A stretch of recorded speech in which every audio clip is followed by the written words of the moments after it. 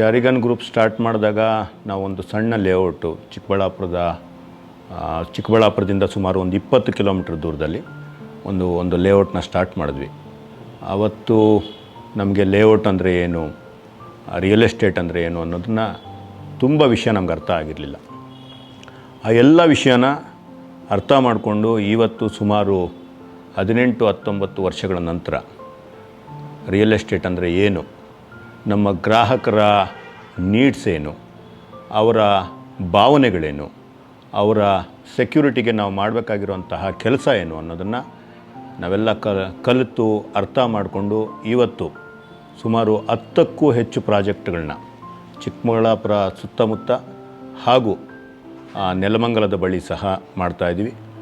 ಮೈಸೂರಿನಲ್ಲಿ ಸಹ ನಮ್ಮ ಪ್ರಾಜೆಕ್ಟ್ಸ್ ನಡೀತಿದೆ. ನಮ್ಮ ಗ್ರಾಹಕರಿಗೆ ಉತ್ತಮವಾದ ಸೈಟ್ಗಳನ್ನು ಕೊಡೋ ನಿಟ್ಟಿನಲ್ಲಿ, ಅವರ ಕನಸುಗಳನ್ನು ನನಸು ಮಾಡೋ ನಿಟ್ಟಿನಲ್ಲಿ ನಾವೆಲ್ಲ ಒಂದು ತಂಡವಾಗಿ ಚಾರಿಗನ್ ಗ್ರೂಪ್ ಕೆಲಸ ಮಾಡ್ತಾಯಿದೆ.